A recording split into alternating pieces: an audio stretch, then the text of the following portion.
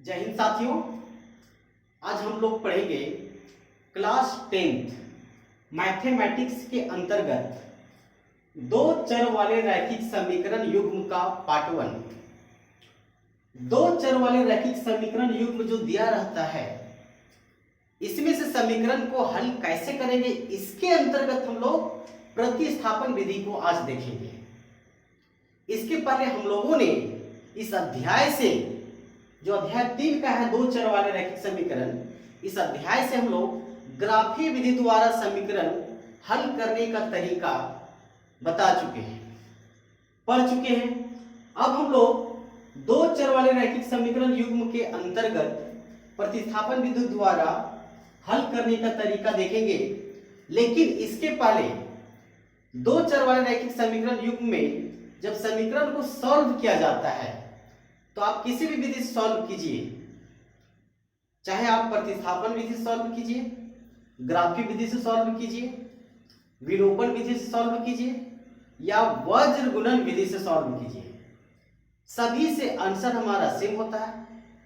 ये जो जितना भी विधि है, इन सभी विधि से समीकरण को हल करने का जो कंडीशन होते हैं, वो 3 कंडीशन है। उनमें से किस कंडीशन के द्वारा समीकरण हल होता है, इसके बारे में पहले हम लोग देखते हैं।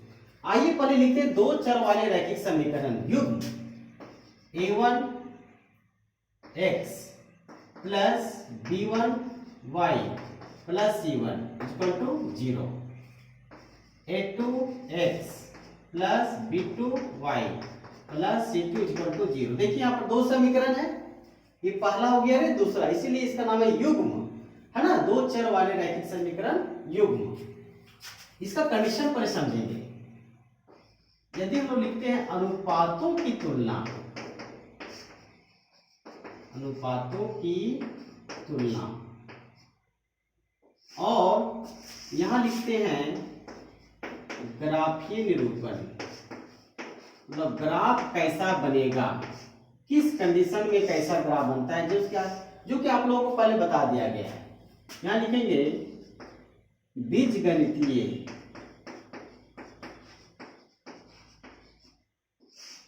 निरूपण, ठीक है।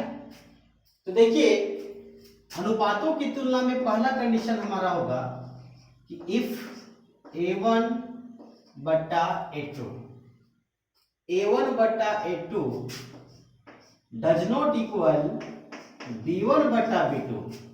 यदि ये कंडीशन होता है a1 बट्टा a2 बराबर नहीं होगा b1 बट्टा b2, इससे आप लोग याद रखेंगे a1 b1 c1 a2 b2 c2, ये सभी क्या है, ये सभी अचर संख्या हैं, इसलिए हम इसके स्थान पर कोई संख्या दिया रहता है, बाकी x y क्या है, चर है।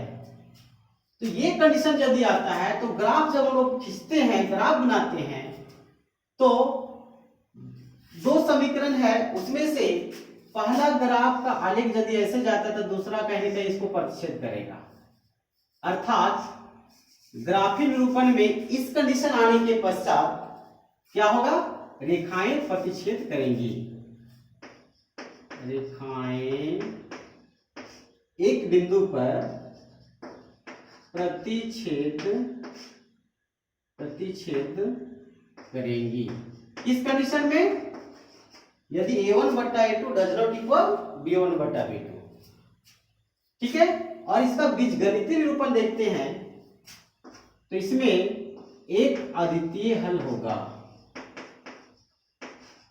एक अद्वितीय हल होगा, अर्थात x और y दो वैल्यू हम लोग को प्राप्त होंगे। दूसरा कंडीशन आप लोग देखेंगे a1 बट्टा a2 बराबर b1 बट्टा b2 बराबर c1 बट्टा c2, ठीक है। यदि ये कंडीशन होता है तो ग्राफीय निरूपण में जब हमारा ग्राफ बनेगा उसमें से संपाती होगा, रेखाएं संपाती होंगी। संपाती कैसे होता है, अगर मान लीजिए एक ग्राफ ऐसे खिंचाया ना, तो दूसरा ग्राफ जो है उसी के ऊपर से, अर्थात इस लाइन को, जो पहला ग्राफ खिंचाया उस लाइन को ढकते हुए जाएगा, उसको बोलेंगे हम लोग समपाती। ठीक, क्या बोलेंगे? समपाती। आगे देखिए, तो इसका बीजगणितीय निरूपण क्या होगा? अपरिमित रूप से अनेक हल होंगे। अपरिमित रूप से अनेक हल होंगे। राइट। तीसरा कंडीशन है यदि a1 बट्टा a2 बराबर b1 बट्टा b2 does not equal c1 बट्टा c2, ये कंडीशन हो, ये दोनों का अनुपात बराबर हो, इसके अनुपात बराबर नहीं हो, तब क्या होगा? जब लोग ग्राफ खींचेंगे तो रेखाएं समांतर होंगी।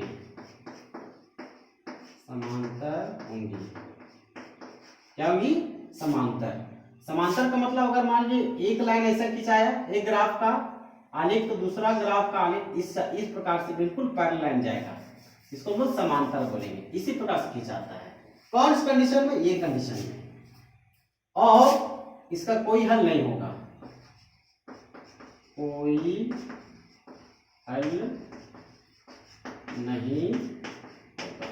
ठीक है, इसका कोई हल नहीं होगा। एक चीज आप यहां पर और जोड़ सकते हैं,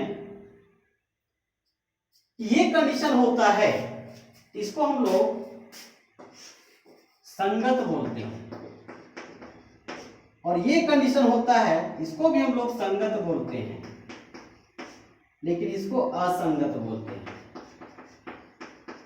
इसको असंगत बोलते हैं।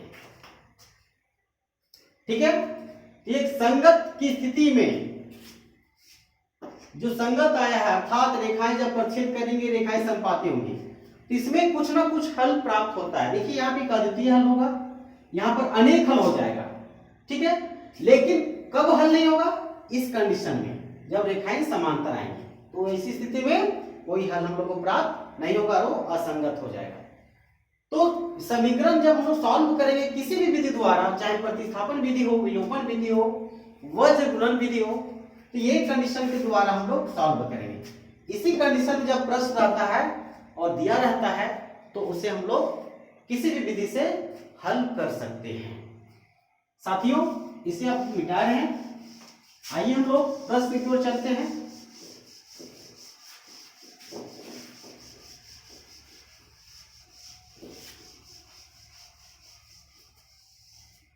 देखिए प्रश्न लिखते हैं,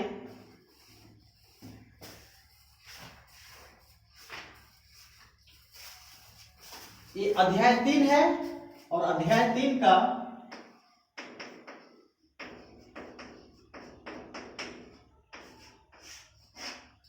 अध्याय 3, इसमें से प्रश्नावली 3.3 एक्सरसाइज 3.3। देखिए प्रश्न क्या है। पहला प्रश्न बोलता है निम्न रैखिक समीकरण युग्म को प्रतिस्थापन विधि से हल करें। कौन सी विधि से?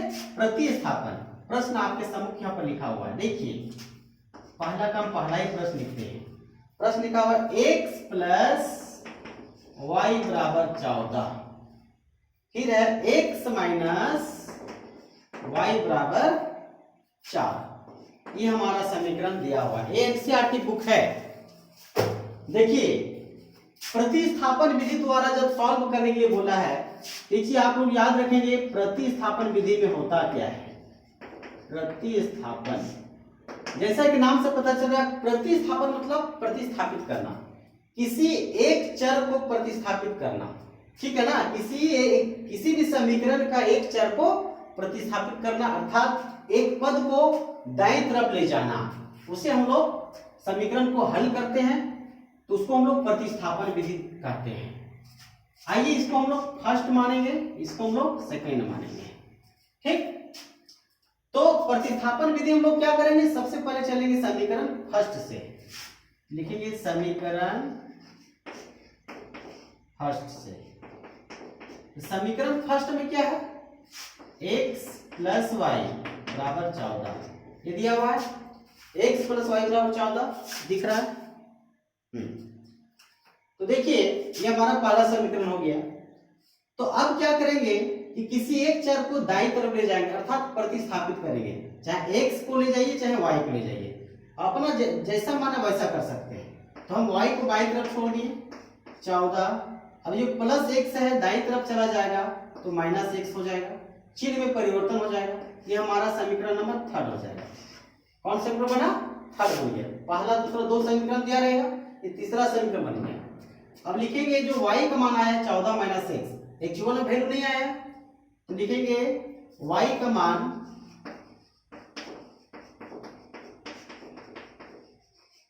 समीकरण सेकेंड में रखने पर।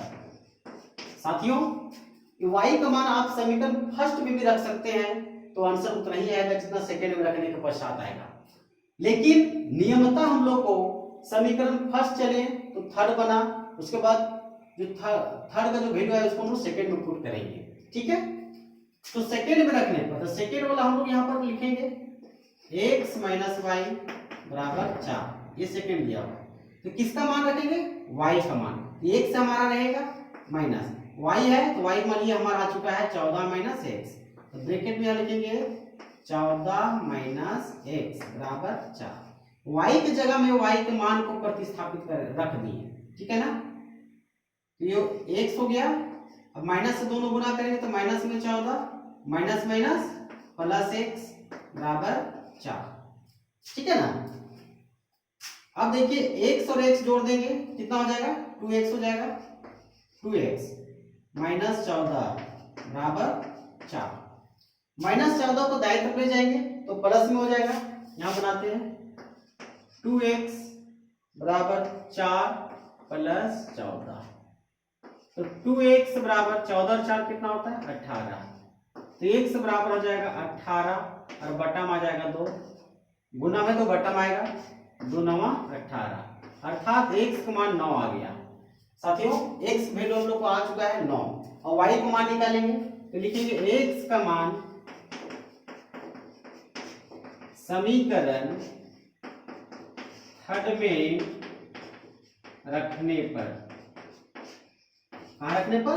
थर्ड में। जरूरी नहीं कि थर्ड में रख कर ही आंसर ला सकते हैं, किसी भी रख के ला सकते हैं, लेकिन नियम तो यही कहता है जो थर्ड बनाया उसमें रखेंगे तो y बराबर, और थर्ड में रखने से थोड़ा शॉर्ट में बन जाएगा, y बराबर है 14 माइनस x, अर्थात y बराबर 14, x का वैल्यू कितना आ गया? 9, तो y का मान 14 में 9 घटाइए बचेगा 5।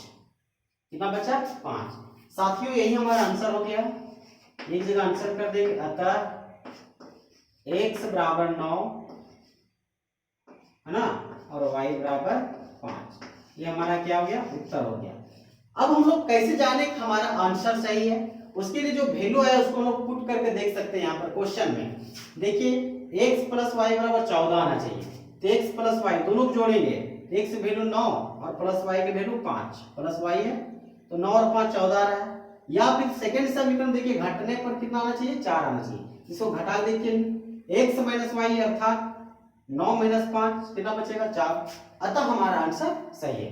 तो दोस्तों ये हमारा आज का वीडियो रहा जो कि पार्ट 1 में, इसके बाद हम लोग पार्ट 2 वीडियो इसके अन्य प्रश्नों को देखेंगे। मुझे आशा ही पूर्ण विश्वास है कि आपको यह वीडियो समझ में आया होगा। यदि आप हमारे चैनल को सब्सक्राइब नहीं किए हैं तो आप हमारे चैनल को सब्सक्राइब कर लें, बगल वाले बेल आइकन को प्रेस कर लें और लाइक करें। धन्यवाद।